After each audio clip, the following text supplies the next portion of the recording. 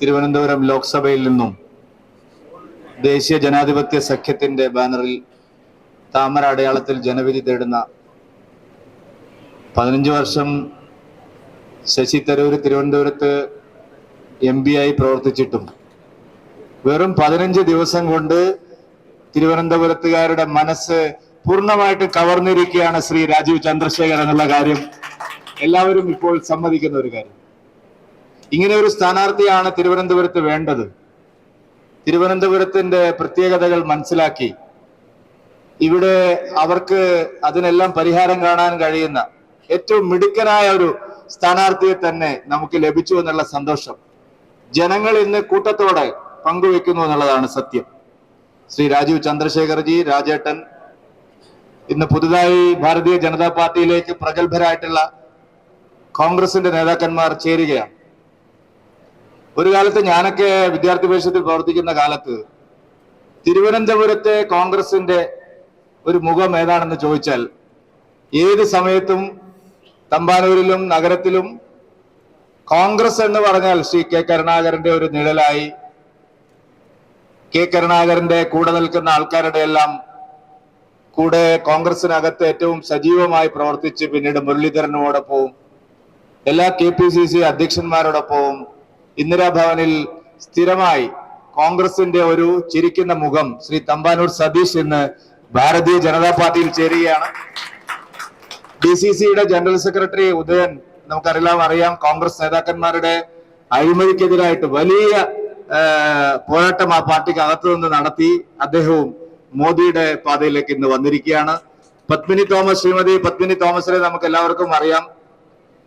കോൺഗ്രസിന്റെ ഏറ്റവും സ്പോർട്സ് രംഗത്ത് അവരുടെ സ്പോർട്സ് കൗൺസിലിന്റെ പ്രസിഡന്റ് ആയിരുന്നു. കോൺഗ്രസിന്റെ സംസ്ഥാന സ്പോർട്സ് വിഭാഗത്തിന്റെ അധ്യക്ഷയായിരുന്നു. അർജുന അവാർഡ് നേടിയിട്ടുണ്ട്. എല്ലാ നിലയിലും ഒരു കേരളത്തിലെ അറിയപ്പെടുന്ന ഒരു വനിതാ നേതാവാണ്. അങ്ങനെ നിരവധി ശ്രീ സോളമൻ, നമ്മുടെ കൗൺസിലർ ആയിരുന്ന സോളമൻ, അവരുടെ അനുയായികളെല്ലാം ഇന്ന് പാർട്ടിയിൽ ചേരുകയാണ്.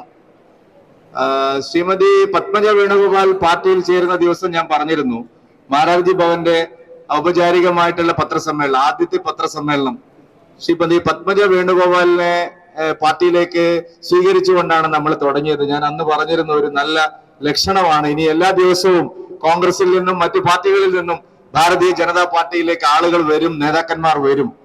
കോൺഗ്രസിലും ഇടതുപക്ഷത്തിലും നമ്മുടെ നാട്ടിലെ ജനങ്ങൾക്കുള്ള പ്രതീക്ഷ നഷ്ടമായിരിക്കും. കോൺഗ്രസ് തകർച്ചയുടെ വക്കിലാണ് ഈ കേരളത്തിലടക്കം. ദേശീയ തലത്തിൽ കോൺഗ്രസ് ഇല്ലാതായി കഴിഞ്ഞു. അതുകൊണ്ടാണ് ഇത്തവണയും വയനാട്ടിൽ തന്നെ വന്ന് മത്സരിക്കാൻ രാഹുൽ ഗാന്ധി തീരുമാനിച്ചത്. പക്ഷേ ജനങ്ങൾക്കൊരു പ്രതീക്ഷ ഉണ്ടായിരുന്നു, കേരളത്തിൽ കോൺഗ്രസ് കുറച്ചു കാലം കൂടി സർവൈവ് ചെയ്യും. അങ്ങനെയായിരുന്നു നമ്മൾ പ്രതീക്ഷിച്ചത്. പക്ഷെ അതില്ല. ഈ 2024 തെരഞ്ഞെടുപ്പോടുകൂടി കേരളത്തിലും കോൺഗ്രസ് നശിച്ച് നാമാവശേഷമാവും, തകർത്ത് തരിപ്പണമാവും എന്നുള്ള കാര്യത്തിൽ സംശയമില്ല. എന്താ കാരണം? എത്രമാത്രം നീചമായ ഒരു രാഷ്ട്രീയമാണ് അവർ നടത്തുന്നത്. ഇന്നലെ പത്തനംതിട്ടയിൽ നിന്നുള്ള MP, അദ്ദേഹം ഇപ്പോൾ സ്ഥാനാർത്ഥിയാണ്, അദ്ദേഹം പറയാണ് 42 ബലിദാനികൾ, പുൽവാമയിലെ വീരബലിദാനികൾ, പുൽവാമയിൽ പാകിസ്ഥാൻ ഒരു ഉത്തരവാദിത്വവും ഇല്ല, മോദി ഉണ്ടാക്കിയതാണ് പുൽവാമ ഭീകരാക്രമണം. കഴിഞ്ഞ തെരഞ്ഞെടുപ്പിൽ അധികാരത്തിൽ വരാൻ വേണ്ടി മോദിയാണ് പുൽവാമയിൽ ഭീകരാക്രമണം നടത്തിയത് എന്ന് ഒരു കോൺഗ്രസിന്റെ MP പറയുകയാണ്. ഈ രാജ്യത്തിന് വേണ്ടി, സ്വാതന്ത്ര്യത്തിന് വേണ്ടി പോരാടിയ മഹാത്മാഗാന്ധിയുടെ പൈതൃകം അവകാശപ്പെടുന്ന ഒരു കോൺഗ്രസ്, രാഹുൽ ഗാന്ധിയുടെ കോൺഗ്രസ്. നോക്കൂ, യഥാ രാജ തഥാ പ്രജ എന്നാണ്.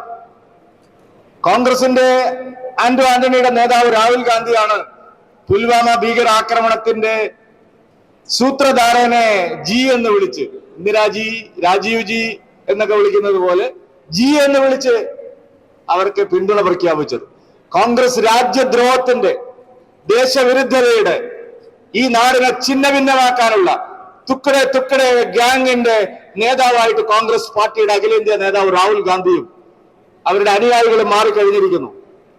ആന്റണിയുടെ ഒരു ഒറ്റപ്പെട്ട ശബ്ദമല്ല. ഈ നാടിനെതിരാണ് കോൺഗ്രസ്. ഈ രാജ്യത്തെ ഛിന്ന ഭിന്നമാക്കുന്ന ശക്തികളോടൊപ്പമാണ് കോൺഗ്രസ്. വിദേശ രാജ്യങ്ങളിൽ പോയി ഇന്ത്യക്കെതിരെ പ്രചാരണം നടത്തുകയാണ് കോൺഗ്രസിന്റെ നേതാക്കന്മാർ. ഇന്ത്യ തകരണം എന്നാണ് കോൺഗ്രസ് ആഗ്രഹിക്കുന്നത്. ഇന്ത്യ നശിക്കണമെന്നാണ് കോൺഗ്രസ് ആഗ്രഹിക്കുന്നത്.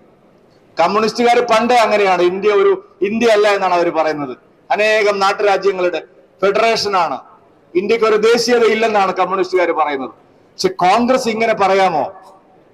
കോൺഗ്രസ് പാർട്ടി കേരളത്തിൽ ഒരു പ്രതിപക്ഷ ധർമ്മം നിർവഹിക്കേണ്ടതായിരുന്നു. അവരതിന് തയ്യാറില്ല. പിണറായി വിജയനുമായി സന്ധി ചേർന്ന് എല്ലാ കേസുകളിലും കോൺഗ്രസ് അവരുടെ ഉത്തരവാദിത്വം മറന്നിരിക്കുന്നു. പ്രതിപക്ഷ ധർമ്മം മറന്നിരിക്കുന്നു. അതുകൊണ്ടാണ് കോൺഗ്രസ് നേതാക്കന്മാർ വരുന്നത്. ഇവിടെ രാജ്യസഭാ സീറ്റ് കൊടുക്കാമെന്നോ എന്തെങ്കിലും അധികാര സ്ഥാനങ്ങൾ വെച്ച് നീട്ടിയിട്ടോ അല്ല. കോൺഗ്രസിലെ ആത്മാർത്ഥതയും സത്യസന്ധതയും ഉള്ള നേതാക്കൾ ഓരോന്നോരോന്നായി കോൺഗ്രസ് പാർട്ടി ഉപേക്ഷിച്ച് നരേന്ദ്രമോദിയോടൊപ്പം അണിനിരക്കുന്നത് അവർ ഈ രാജ്യത്തെ മുന്നോട്ട് കൊണ്ടുപോകാൻ ഇനി മോദിക്ക് മാത്രമേ സാധിക്കൂ. കേരളത്തെ രക്ഷപ്പെടുത്താൻ ഇനി മോദിക്ക് മാത്രമേ സാധിക്കൂ എന്ന് അറിയുന്നത് കൊണ്ടാണ്. കേരളം തകർന്നിരിക്കുക. അക്രമവും കൊലപാതകങ്ങളും സാമ്പത്തിക തകർച്ചയും നമ്മുടെ നാടിനെ എന്താക്കി. നോക്ക്, ഇന്നലെയും കണ്ണൂരിൽ ഒരു ആത്മഹത്യ നടന്നിരിക്കുന്നു. ആത്മഹത്യ എന്ന് പറയാൻ കഴിയില്ല. SFIയുടെ ഗുണ്ടായുസം കാരണം. 2 ആഴ്ച മുമ്പാണ് SFIയുടെ ഗുണ്ടായുസം കാരണം സിദ്ധാർത്ഥൻ അരുംകൊല ചെയ്യപ്പെട്ടത്. മാർക്സിസ്റ്റ് പാർട്ടി അതിൽ നിന്ന് പാഠം പഠിച്ചില്ല. ഇന്നലെ യൂണിവേഴ്സിറ്റി കലോത്സവത്തോടനുബന്ധിച്ച് ഒരു ബലിയാടിനെ സൃഷ്ടിച്ച് യൂണിവേഴ്സിറ്റിയിൽ നടത്തുന്ന എല്ലാ അതിക്രമങ്ങളും CPMന്റെ അധ്യാപക സംഘടനയും വിദ്യാർത്ഥി സംഘടനയും ചേർന്നാണ്. പക്ഷെ അവിടെ മാർക്കത വിവാദം എന്ന ഒരു ബലിയാടിനെ സൃഷ്ടിച്ച് റൂമിൽ ഇടിമുറിക്കുള്ളിൽ കൊണ്ടുപോയി ഇടിച്ച് അവിടെ കഴിഞ്ഞ വൈത്തിരി കോളേജിൽ ആവർത്തിച്ച് അത് തന്നെ ആവർത്തിച്ചു. എന്നിട്ട് അദ്ദേഹം എഴുതി വെച്ച് മരിച്ചിരിക്കുകയാണ്, ഞാൻ ഒരു തെറ്റും ചെയ്തിട്ടില്ല, ഞാൻ ഒരു പണവും വാങ്ങിയിട്ടില്ല, എന്നെ ബലിയാടാക്കിയതാണ്. സുഹൃത്തുക്കൾ, ഇതാണ് കേരളത്തിലെ ഭരണം. പിണറായി വിജയനും സർക്കാരും കഴിഞ്ഞ 8 വർഷമായി ഇതാണ് നടത്തിക്കൊണ്ടിരിക്കുന്നത്. സാമ്പത്തിക കാര്യം ഞാൻ പറയുന്നില്ല, ഇവിടെ എല്ലാവരും മനസ്സിലാക്കിയിട്ടുള്ളതാണ്. സുപ്രീം കോടതിയിൽ പോയിട്ട് കേന്ദ്ര സർക്കാർ പറഞ്ഞു 5000 കോടി വായ്പ എടുക്കാനുള്ള അവസരം കൊടുക്കാം. ഞങ്ങൾക്ക് വേണ്ട എന്നാണ് പറയുന്നത്. എന്താ കാരണം? കേരളത്തിലെ സാമ്പത്തിക പ്രതിസന്ധിക്ക്, ശമ്പളം കൊടുക്കാനില്ലാത്തതിന്, പെൻഷൻ കൊടുക്കാനില്ലാത്തതിന്, റേഷൻ അരി കൊടുക്കാനില്ലാത്തതിന് ഉത്തരവാദി മോദിയാണെന്ന് വരുത്തി തീർക്കാനുള്ള നീചമായ രാഷ്ട്രീയമാണ് പിണറായി വിജയൻ കാണിക്കുന്നത്. അതിന് ഒത്താശ ചെയ്യുകയാണ് കേരളത്തിലെ UDF. ഇവർ രണ്ടുപേരും 7 പതിറ്റാണ്ട് കേരളത്തെ മാറി മാറി ഭരിച്ച് നശിപ്പിച്ചു. രാജീവ് ചന്ദ്രശേഖർജി പറയുന്നു, ഇത്രയധികം യോഗ്യരായിട്ടുള്ള ചെറുപ്പക്കാർ മറ്റേത് സ്റ്റേറ്റിലാണുള്ളത്? ഇത്രയധികം അഭ്യസവിധരായ ചെറുപ്പക്കാർ, മാൻ പവർ, മനുഷ്യശേഷി മറ്റെവിടെയാണുള്ളത്? ഇത്രയധികം അവസരം ഉണ്ടായിരുന്ന ഒരു സ്റ്റേറ്റ് വേറെ ഏതാണ്?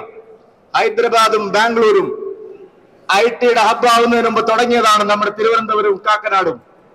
കേരളമാണ് ആദ്യം പോയത്. ആദ്യത്തെ റൗണ്ടിൽ ഓടിയത് പ്രിയപ്പെട്ടവരെ തിരുവനന്തപുരവും കൊച്ചിയുമാണ്.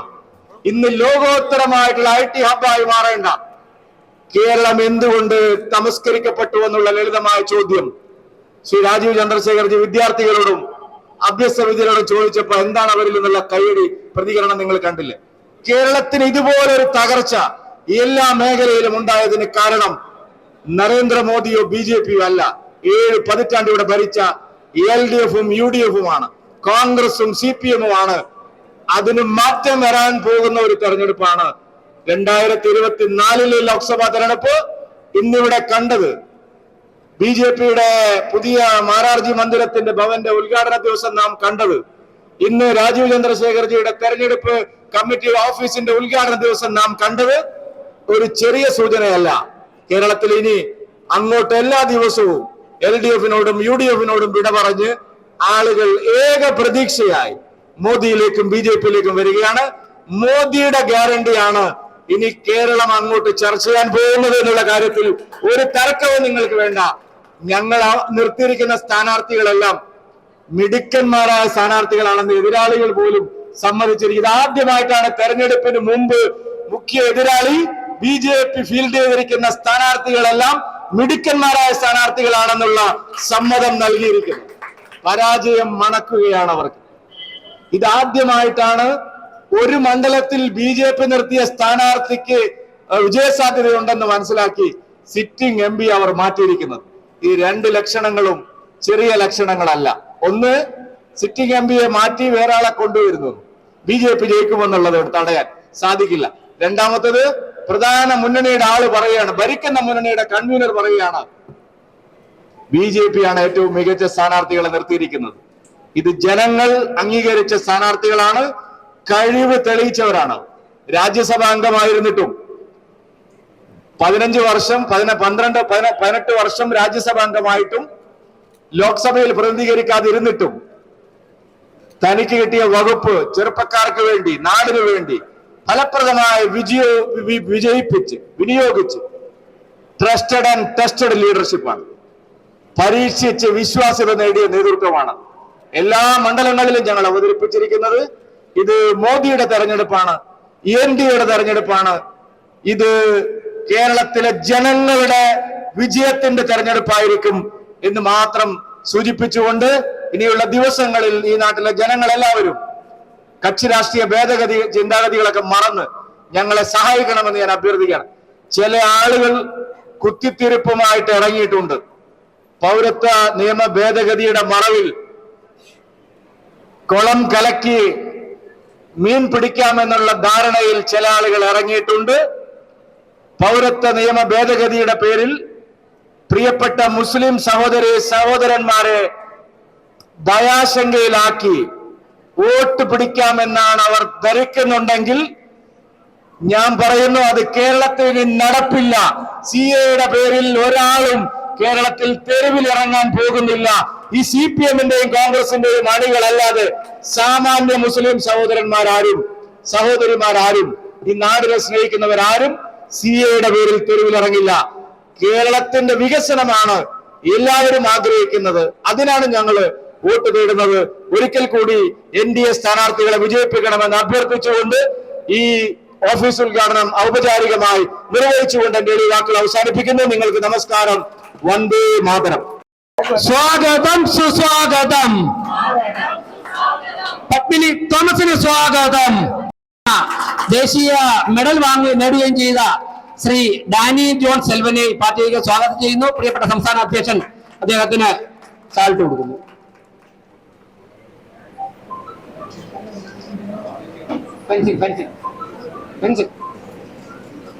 അപ്പോ കായിക മേഖലയിൽ ഇനി BJPയുടെ ഒരു മുന്നേറ്റമായിരിക്കും വരാൻ പോകുന്നത് എന്ന് സൂചിപ്പിച്ചുകൊണ്ട് ഒരു കുടുംബം തന്നെ എത്തിയിരിക്കുകയാണ്. തിരുവനന്തപുരത്ത് സതീഷേട്ടന്റെ മുഖം കാണാതെ ആർക്കും തന്നെ തിരുവനന്തപുരം വഴി തമ്പാനൂർ വഴി പോകാൻ ഒരു കാലഘട്ടത്തിൽ ഇപ്പോഴും സാധിക്കുമായിരുന്നില്ല.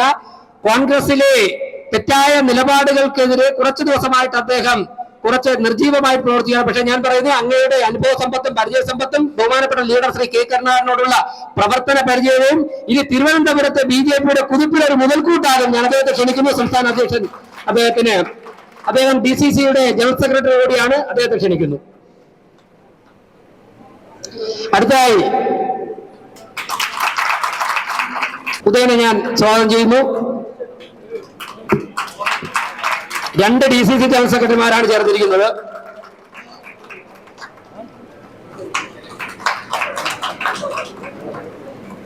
ഏറ്റവും ഫസ്റ്റ് സതീഷ് ജി, പത്മിനി ജി, അവർക്ക് എൻ്റെ ഒരു വാമസ്റ്റ് വെൽക്കം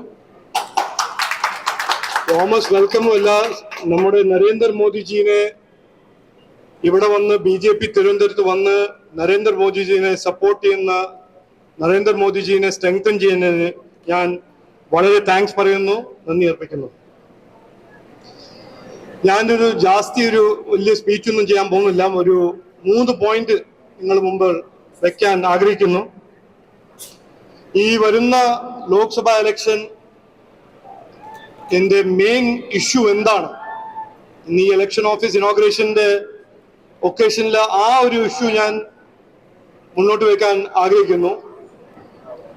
ഇതിന്റെ ഏറ്റവും വലിയ ഇഷ്യൂ, ഈ കഴിഞ്ഞ 10 കൊല്ലത്തില് പ്രൈം മിനിസ്റ്റർ നമ്മുടെ പ്രധാനമന്ത്രി നരേന്ദ്രമോദിജി ഇന്ത്യനെ എങ്ങനെ മുമ്പോട്ട് കൊണ്ടുപോയി, ഇന്ത്യന്റെ 5th മോസ്റ്റ് ഫ്രജൈൽ ഇക്കോണമിനെ എങ്ങനെ 5th ലാർജസ്റ്റ് ഇക്കോണമി ആക്കി,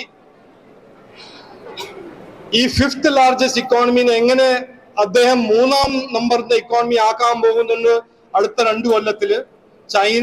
ജപ്പാനും ജർമ്മനിനെ ക്രോസ് ചെയ്തിട്ട് അത് ഒരു ഹാൻഡില്.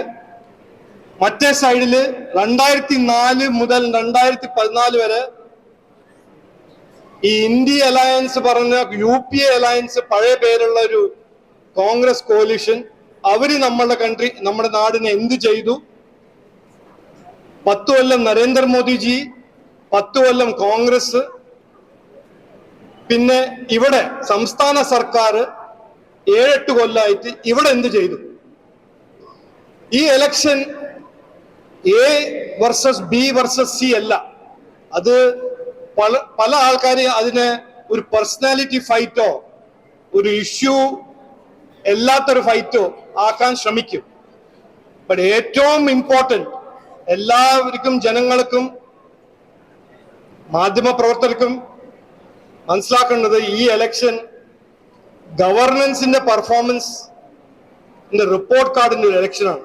10 കൊല്ലം നരേന്ദ്രമോദിജി എന്ത് അച്ചീവ് ചെയ്തു, 10 കൊല്ലം UPAയും കോൺഗ്രസ് എന്ത് ചെയ്തു, 7-8 കൊല്ലം ഇവിടെ CPM-ഉം ലെഫ്റ്റും നമ്മുടെ സംസ്ഥാന സർക്കാർ എങ്ങനെ സുപ്രീം കോർട്ടിൽ പോയി ബെയിൽ ഔട്ട് ചെയ്യുന്നു. ഇത് ആദ്യത്തെ പോയിന്റ്. രണ്ടാമത്തെ പോയിന്റ് തിരുവനന്തപുരം. നമ്മുടെ കേരള നാടിന്റെ തലസ്ഥാനമായ തിരുവനന്തപുരം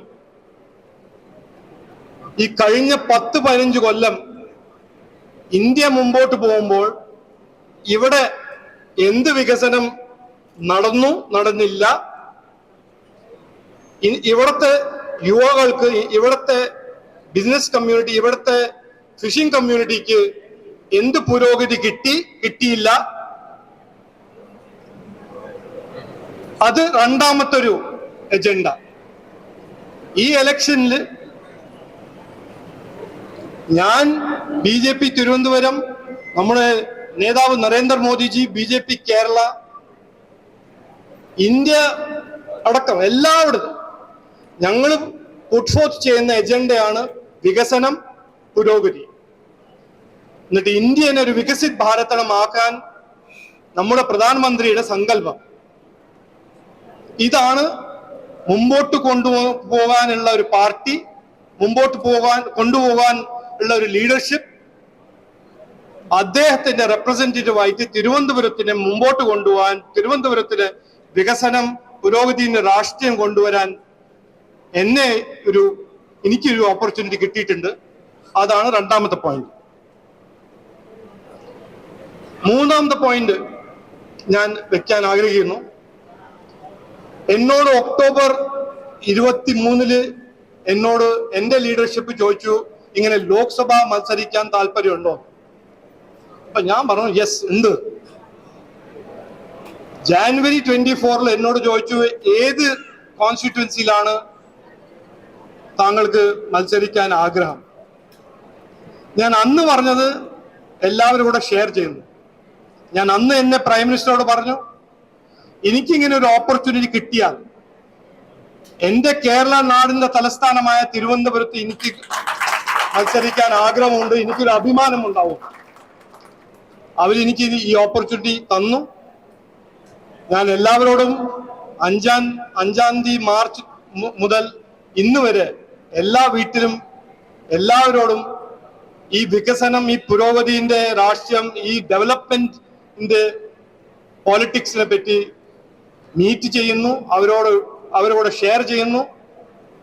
എന്നിട്ട് ഞാൻ എന്റെ ബാക്ക്ഗ്രൗണ്ടിനെ പറ്റി അറിയുന്ന ആൾക്കാർക്കെല്ലാം അറിയാം. ഞാനൊരു പോളിറ്റിക്സ് ഓഫ് പെർഫോമൻസിൽ വിശ്വസിക്കുന്ന ആളാണ്, കാൻഡിഡേറ്റ് ആണ്. ഇനി ഇവിടെ കാര്യം നടക്കണം, തിരുവനന്തപുരത്ത് കാര്യം നടപ്പിക്കും, ഇവിടെ വികസനം നടക്കും എന്ന് ഒരു കൺവിക്ഷൻ ഉള്ള ഒരു കാൻഡിഡേറ്റ് ആണ് ഞാൻ. അത് ഈ ഇനോഗ്രേഷന്റെ ടൈമിൽ ഞാൻ റിപ്പീറ്റ് ചെയ്യാൻ ആഗ്രഹിക്കുന്നു. ലാസ്റ്റ് പോയിന്റ് ഞാൻ എല്ലാവരോടും വിത്ത് ഗ്രേറ്റ് ഹംബിൾനെസ്, ഹ്യൂമിലിറ്റി ഞാൻ ഷെയർ ചെയ്യുന്നു.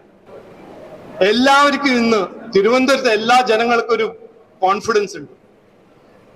ഈ ഓഫീസ്, നമ്മുടെ ഇലക്ഷൻ ക്യാമ്പയിൻ, എല്ലാ കാര്യകർത്താരുടെ എഫേർട്സും ഈ ഇലക്ഷൻ, ഈ തെരഞ്ഞെടുപ്പില് ഹിസ്റ്ററി ഉണ്ടാക്കും എന്ന് എല്ലാവർക്കും ഉറപ്പാണ്.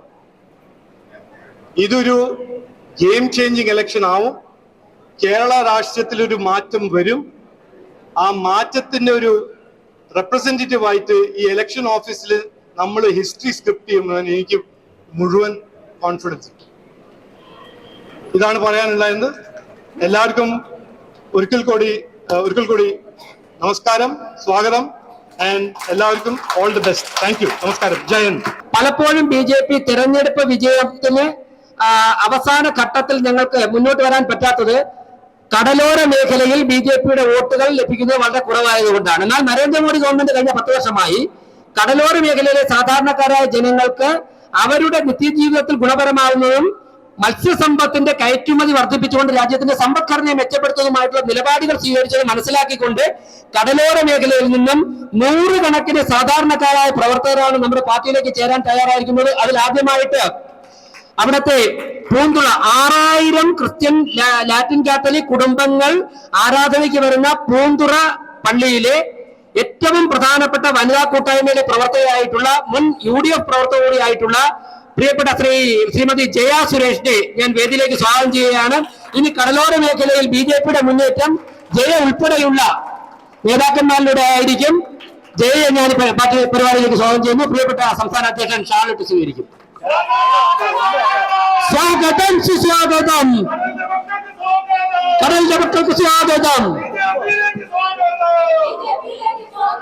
അടുത്തതായി ശോഭൻ കടലിൽ വള്ളത്തിലും ബോട്ടിലും ഒക്കെ പോയി മത്സ്യബന്ധനം നടത്തിക്കൊണ്ടിരിക്കുന്ന കടലോര പ്രദേശത്ത് ഏറ്റവും പ്രിയപ്പെട്ട ഏറ്റവും പ്രധാനപ്പെട്ട സംഘാടകരിൽ ഒരാളാണ് ശോഭൻ പാർട്ടിയിലേക്ക് ചേരുകയാണ്. ശോഭനെ ഞാൻ സ്വാഗതം ചെയ്യുന്നു.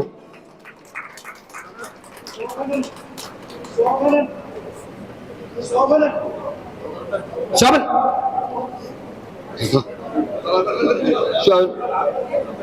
വേദിയിൽ കയറാനുള്ള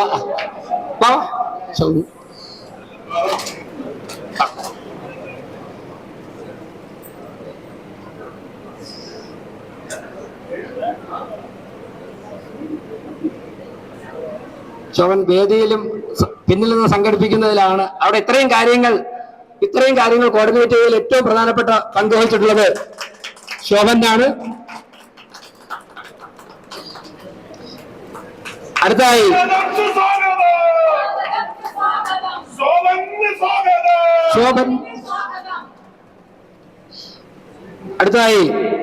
നമുക്കറിയാം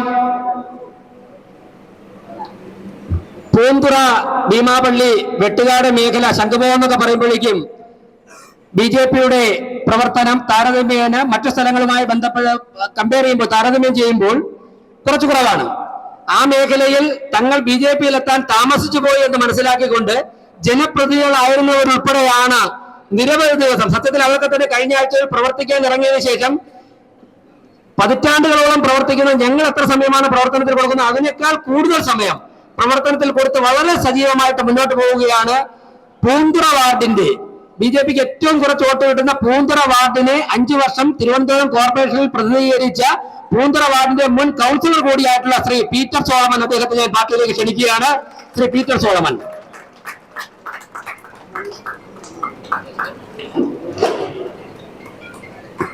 സംസ്ഥാന അധ്യക്ഷൻ ഷാൾട്ട് സ്വീകരിക്കും. അദ്ദേഹം കേരള കോൺഗ്രസിന്റെ സംസ്ഥാന സമിതി അംഗം കൂടിയാണ്. അദ്ദേഹം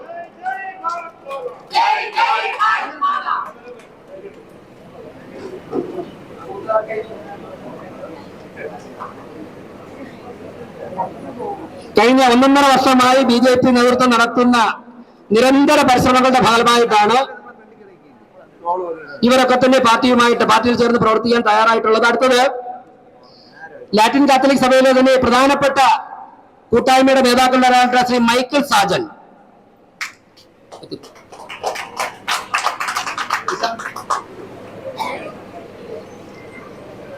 താഴെ നിൽക്കുകയാണ്, അദ്ദേഹം വരും.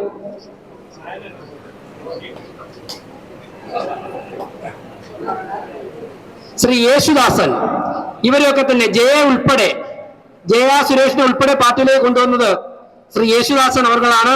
അദ്ദേഹം ശ്രീ യേശുദാസൻ ജി, അദ്ദേഹത്തിന്റെ ഭാര്യയുടെ സഹോദരിയാണ് ജയ സുരേഷ്.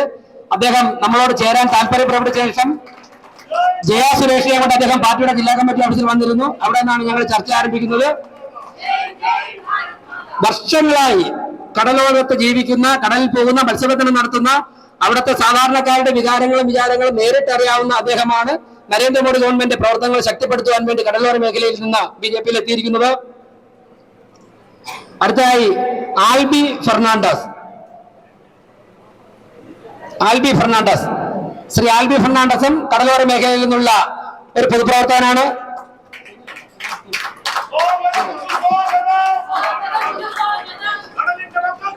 അടുത്തതായി ശ്രീ അമലദാസൻ. ശ്രീ അമൽദാസിന്റെ നേതൃത്വത്തിൽ ആ പൂന്തുറ ഭാഗത്ത് വനിതകളുടെ കൂട്ടായ്മ, ഇദ്ദേഹം പൂജപ്പുര ഭാഗത്ത് മീൻ കച്ചവടം നടത്തുന്ന വ്യക്തിയാണ്. കഴിഞ്ഞ ദിവസം നരേന്ദ്രമോദി ഗവൺമെന്റ് പദ്ധതികളെ കുറിച്ച് സംസാരിച്ചപ്പോൾ 45 പേരുടെ കൂട്ടായ്മ സംഘടിപ്പിച്ചുകൊണ്ട് പാർട്ടിയിൽ ചേരുവാനും തുടർന്ന് പ്രവർത്തിക്കാനും അദ്ദേഹം തീരുമാനിക്കുകയാണ്. ശ്രീ അമൽദാസൻ.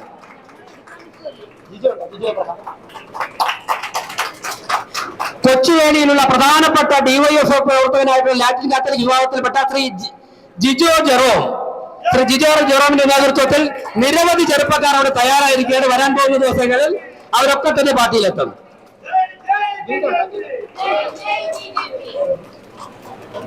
CPM-ലെ തന്നെ മറ്റൊരു പ്രവർത്തകയായിട്ടുള്ള വെട്ടിയാട് പ്രദേശത്തെ പ്രധാനപ്പെട്ട വനിതാ നേതാക്കളുടെ ഒരാളായിട്ടുള്ള ഗിൽഡ ജോർജ്, നിരവധി വനിതാ കൂട്ടായ്മകളുടെ മുഖ്യ സംഘാടകയായിട്ടുള്ള ശ്രീമതി ഗിൽഡ ജോർജ്,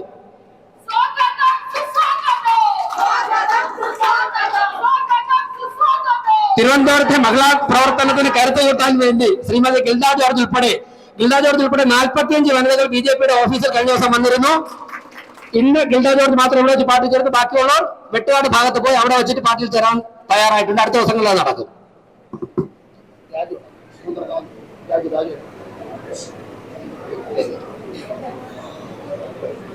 അടുത്തതായി ഒരു പ്രധാനപ്പെട്ട നേതാവ് പൂവാർ ഗ്രാമപഞ്ചായത്തിൽ 5 വർഷം പ്രസിഡന്റ് ആയിരുന്ന മത്സ്യത്തൊഴിലാളി കോൺഗ്രസ് തിവാരി കോൺഗ്രസിന്റെ സംസ്ഥാന പ്രസിഡന്റ് കൂടിയായിട്ടുള്ള ശ്രീ ആന്റോ മെർസിലിൻ പൂവാർ ഗ്രാമപഞ്ചായത്തിൽ 5 വർഷം പ്രസിഡന്റ് ആയിരുന്നു.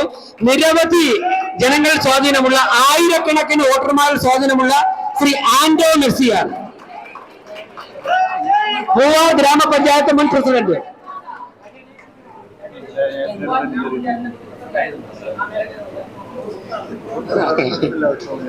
ഇവരൊക്കെ തന്നെ ശ്രീ രാജീവ് ചന്ദ്രശേഖരന്റെ വിജയത്തിന് വേണ്ടി, അതായത് ഞാൻ വായിച്ച പേരുകാരൊക്കെ തന്നെ താരതമ്യേന BJP സംഘടനാ പ്രവർത്തനം കുറഞ്ഞ സ്ഥലത്തു നിന്നാണ്, കടലോര മേഖലയിൽ നിന്നാണ്. ഇവരുടെ ഒക്കെ തന്നെ കൂടെ 100 കണക്കിന് പ്രവർത്തകരുണ്ട്, സാധാരണ പ്രവർത്തകരുണ്ട്. ഇവരൊക്കെ ചേരാൻ തയ്യാറായിരിക്കുന്നു. അടുത്തതായി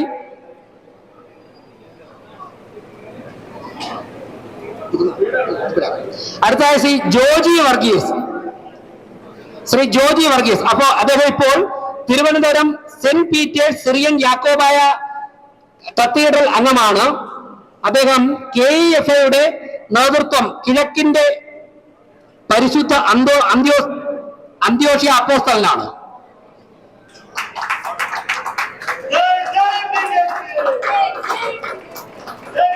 അടുത്തതായി ശ്രീ CM എബ്രഹാം. ശ്രീ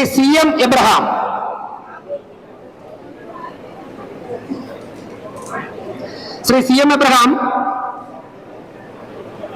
യാക്കോബായ സുറിയാനി ക്രിസ്ത്യാനി സഭാംഗമാണ്.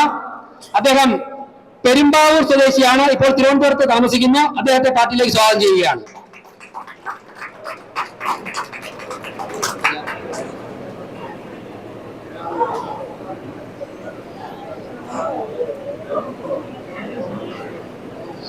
ശ്രീ ഹരിദാസൻ, അദ്ദേഹം മത്സ്യത്തൊഴിലാളി കോൺഗ്രസിന്റെ മുൻ സംസ്ഥാന ഭാരവാഹിയായിരുന്നു. ഇപ്പൊ തീരദേശ ഐക്യവേദിയുടെ പ്രവർത്തകനാണ് ശ്രീ M ഹരിദാസൻ.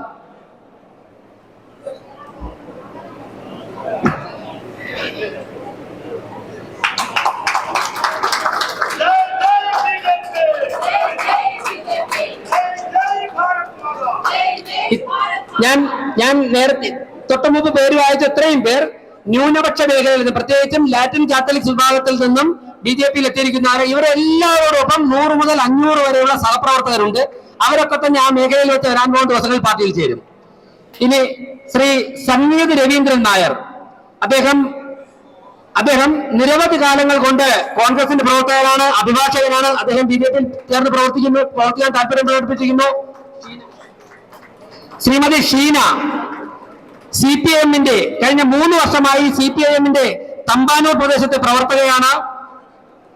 മഹിളാ അസോസിയേഷന്റെ ജോയിന്റ് സെക്രട്ടറിയാണ്. കർഷക സംഘത്തിന്റെ പ്രവർത്തകയാണ്. ശ്രീമതി ഷീന തമ്പാനൂർ പ്രദേശത്തിൽ ശ്രീ തമ്പാനൂർ സതീഷിനെ പോലെ പ്രവർത്തന പരിചയവും പാരമ്പര്യമുള്ള ശ്രീമതി ഷീന പാർട്ടിയിൽ എത്തിയിട്ടുണ്ട്. ശ്രീ പരശുരാമൻ തമ്പി മുൻ യൂണിവേഴ്സിറ്റി യൂണിയൻ കൗൺസിലറാണ്. KSU-ന്റെ സജീവ പ്രവർത്തകനായിരുന്നു. തിരുവനന്തപുരത്തുള്ള ശ്രീ പരശുരാമൻ തമ്പിയെ പാർട്ടിയിലേക്ക് സ്വാഗതം ചെയ്യുന്നു. മുൻ കേരള യൂണിവേഴ്സിറ്റി യൂണിയൻ കൗൺസിലറാണ്.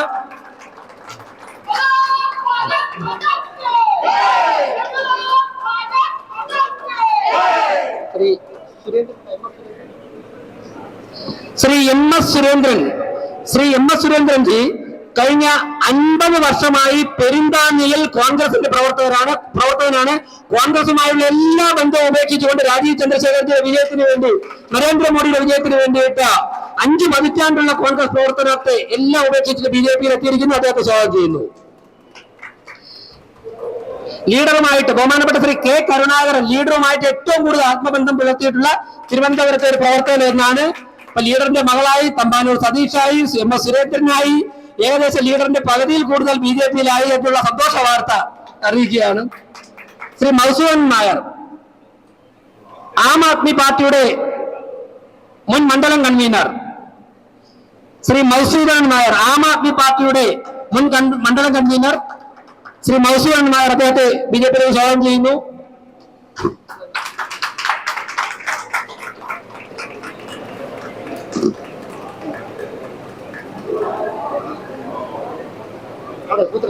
പൂന്ത്ര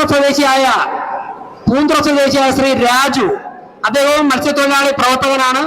ശ്രീ രാജു അദ്ദേഹം പാർട്ടിയിലേക്ക് ചേരാൻ വേണ്ടി എത്തിയിട്ടുണ്ട്. അദ്ദേഹം സ്വാഗതം ചെയ്യുന്നു.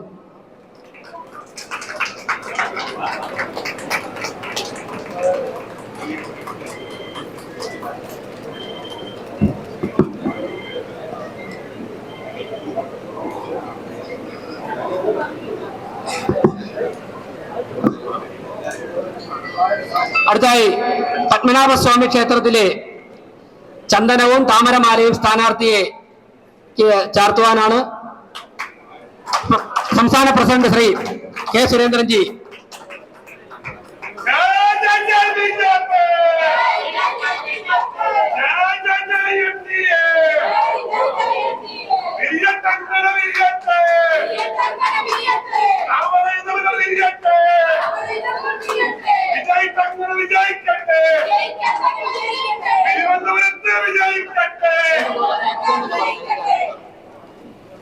ഇനി നമ്മുടെ DCC ജനറൽ സെക്രട്ടറി ശ്രീ ഉദയകുമാറിനോടൊപ്പം പാർട്ടിയിൽ വന്നവരെ ഉദയൻ തന്നെ നമുക്ക് പരിചയപ്പെടുത്തും.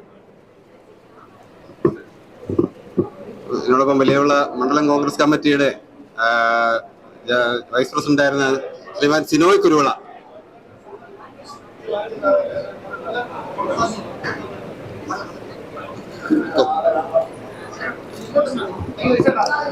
യൂത്ത് കോൺഗ്രസ് മണ്ഡലം വൈസ് പ്രസിഡന്റ് ആയിരുന്ന അനുവാർ,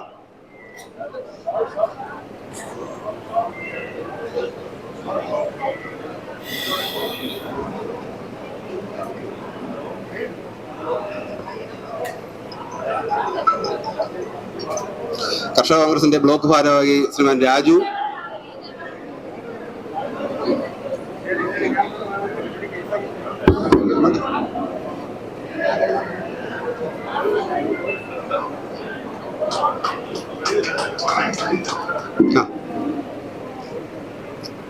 കർഷക കോൺഗ്രസ് വലിയവിള മണ്ഡലം പ്രസിഡന്റ് ശ്രീമാൻ വിജി കൃഷ്ണൻ,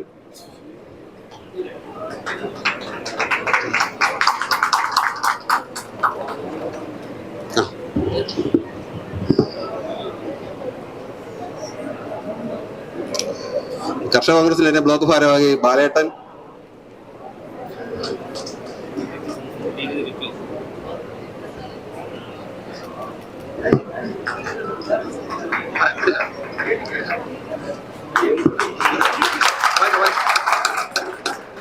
മെഡിക്കൽ റെപ്രസെന്റേറ്റീവ് യൂണിയന്റെ സംസ്ഥാന കമ്മിറ്റി അംഗമായ ശ്രീമാൻ ഉണ്ണികൃഷ്ണൻ നായർ,